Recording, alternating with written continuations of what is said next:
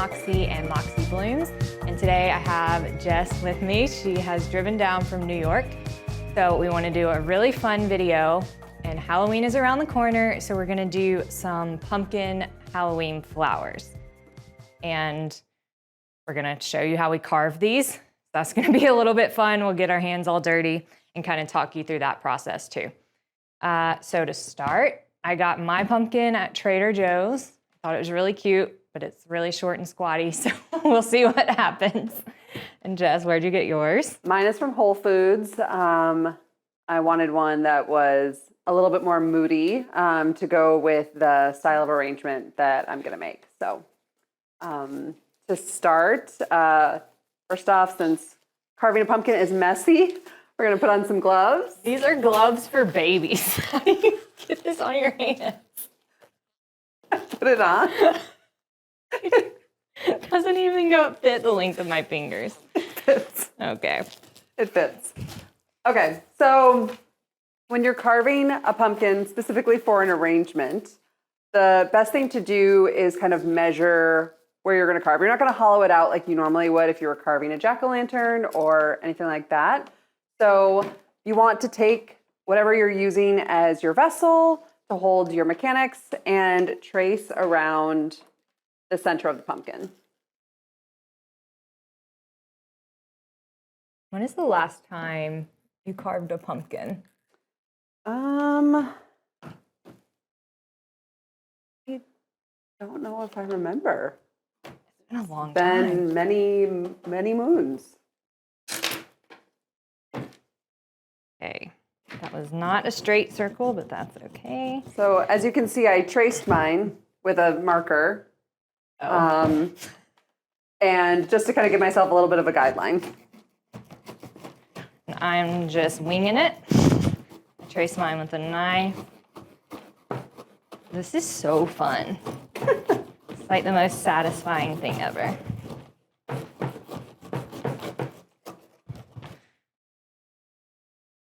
Oh no, how do you get it out? I think you have to angle it.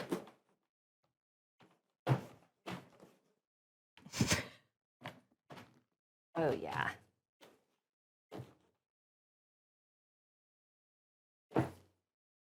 Smells nice.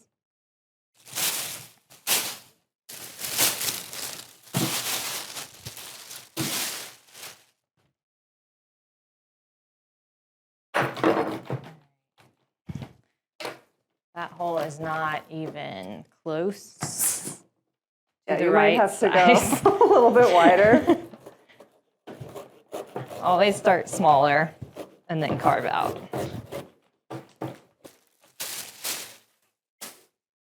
You might have to widen inside. Like even though I cut a cylinder here, you might want to kind of carve away a little bit of the inside of the pumpkin just to make it easier for your vessel to sit in. What do you think would happen if we didn't use a vase and we just filled this pumpkin hole with water? I would be a little nervous that it would be of a porous nature and might not, like water might leak, especially if you're putting it on like a centerpiece or a table. Oh, right. Of course, I want a shortcut and just use the pumpkin as a vase. So don't do that. Also, too, anytime that you're kind of working with a material that's organic like this, and you're making these ahead of time, for if you're like hosting a party, and of course you're not going to make them the day of, I like to use like either a glass vessel or kind of have a liner, kind of similar to what Callie has here with floral foam inside of it. That's just going to also keep any rot that's in the pumpkin or bacteria that's existing in here potentially from getting into your flowers and making them die. You're going to be incorporating organic material with another organic material. With water, a lot of times like that can lead to things not lasting. So you want to make sure that you're making something that's gonna last till your event.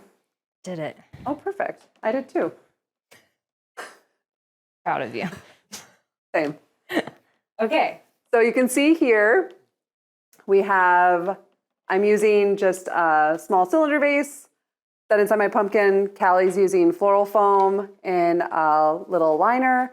And now our pumpkins have turned into vessels and they're ready to go.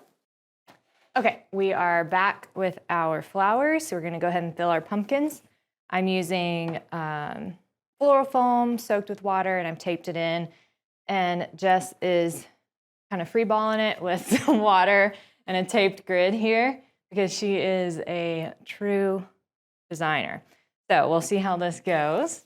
The reason I'm also doing that is like no shade at anyone else, no matter what Callie would tell you.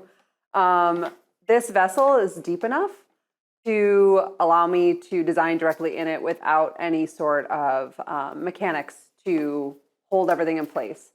And I'm going to also explain why using specific types of flowers first, as opposed to others, will allow me to kind of create my own grid structure within the vessel, which will then let me hold the rest of my my flowers in place.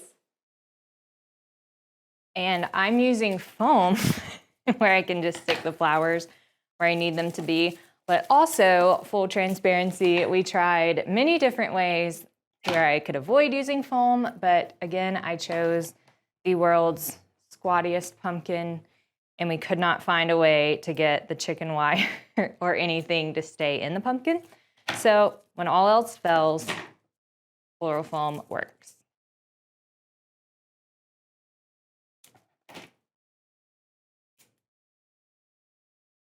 I always start with greenery, as we know. We don't have a lot of greenery. We actually don't have any greenery in the studio today, so I'm using this Floral as my greenery base, just to kind of cover all my mechanics here and give me a nice, good shape to start with.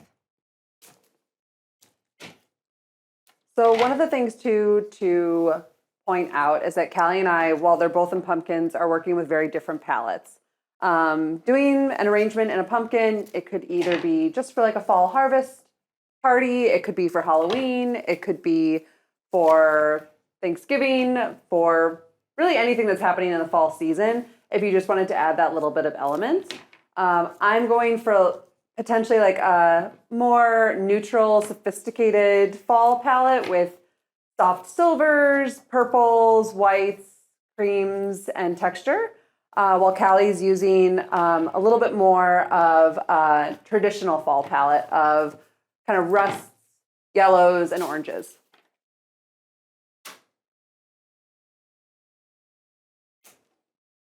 Okay, I've got my greenery in. So next I like to go in with my bigger flowers, my volume flowers. Some people call them mass flowers. And for today, that is burgundy cremones. I love these when these are in season. In the fall, it's just like the perfect fall flower.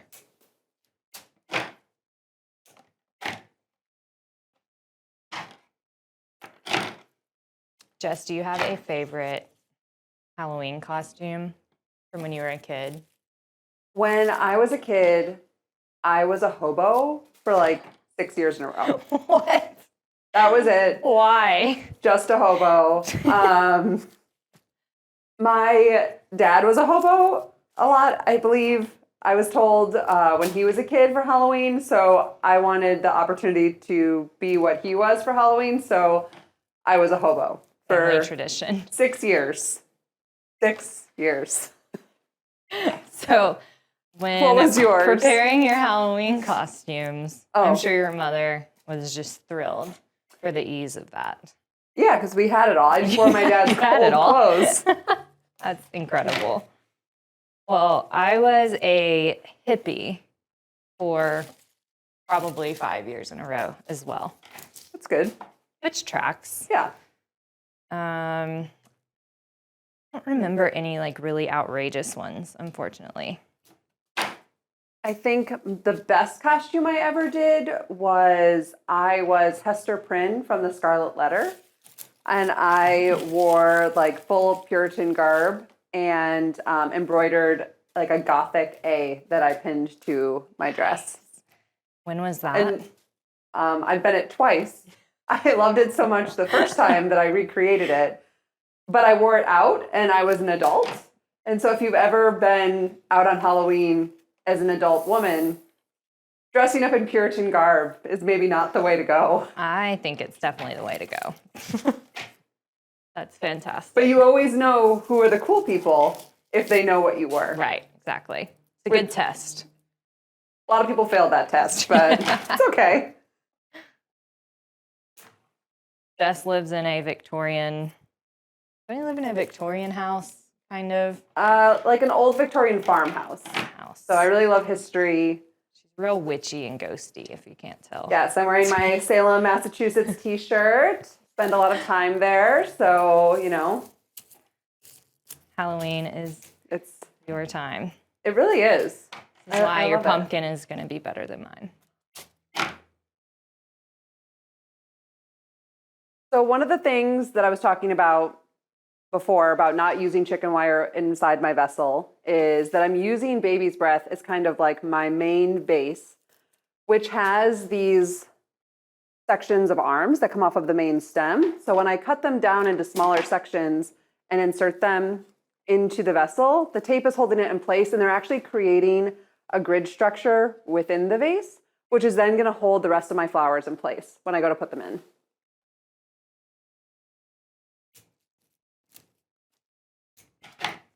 You may have noticed when I first began, my foam was a good 2, maybe 3 inches above my container, which is a pumpkin. And that is because I like to be able to stick the stem upwards so that it's pointing down, which is really kind of cool on this pumpkin. I'll show you how right here. It looks like it's growing kind of like a vine out of the pumpkin itself. Oh yeah. That looks good. Thank you. Thank you. Thanks.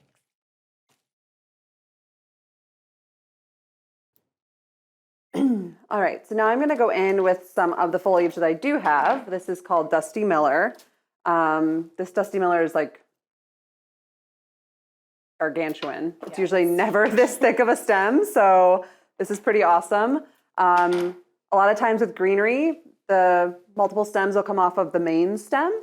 So it's important, you can a lot of times double the amount that you have by cutting at joints, like here. And you can kind of see, I'm going to do that. And then now I have 2 really awesome stems instead of 1. Sometimes with Dusty Miller, you'll get a piece that maybe isn't like necessarily a bad leaf, but isn't something that is working with the rest of the stem. You can snip that off. And then because Dusty Miller really needs water to stay fresh and firm instead of getting limp, and you have like a single leaf, you can actually a lot of times feed it through the center of your arrangement, and then it will kind of help to cover some real estate in the center of the vase, while also adding a little bit of a softer, different texture to the more ruffled flowers.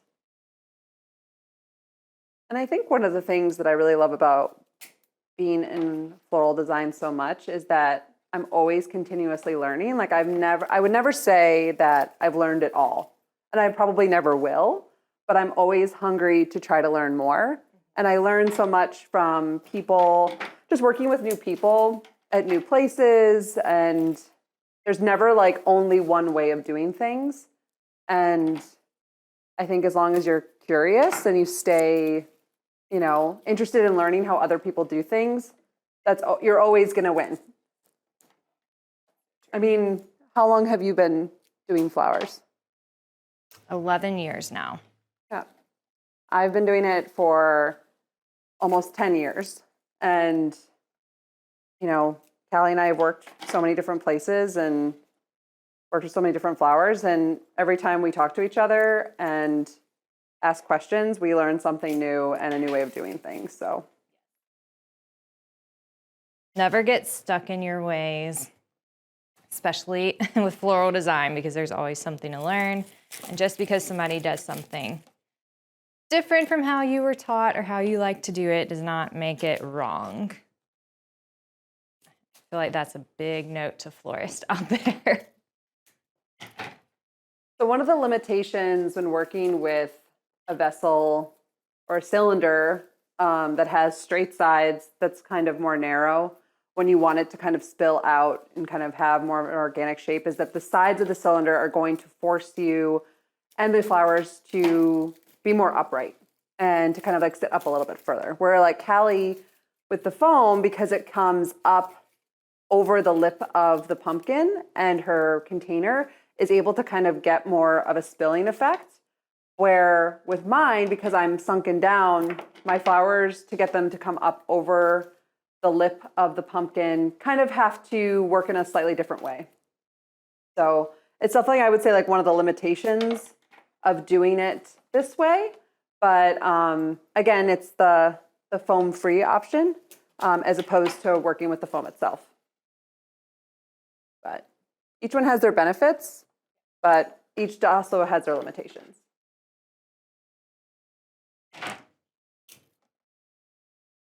Jess, you're the one who taught me to have like one random flower that goes like... Someone's got to fly free. Yeah, let it fly free. That one seems a little too free. No, I like that. Not too tall. I don't think so. I'm going to ask you since you're the master on this concept. I don't think so at all. So a lot of people, when we're doing arrangements or doing custom design, will ask like, well, I don't want my centerpiece to be too tall. Like I want to make sure that my guests can talk to each other and see over it. One of the things that you really want to focus on when creating an arrangement, especially for a centerpiece, is that if you sit down at the edge of a table with your arrangement in front of you and you put your elbow on the table and then point your fingers up toward the ceiling and make a fist, the bulk of the flowers should not exceed the top of the fist. So if you see where Callie's is, the bulk of the flowers are here. So it's actually below my fist. It's right here. So that means that whoever is sitting at the table will be able to talk over this arrangement. The thing that's important to remember is that these flowers that have these thin stems, are small in stature, they're your like floating fly-free flowers. So those are going to be the ones that people can see through them. So it's not going to be hiding anyone's vision. People are still going to be able to have conversation flow through this. So it's not too big. Are you saying I nailed it? You nailed it. I just needed your affirmation. Anytime. Thank you.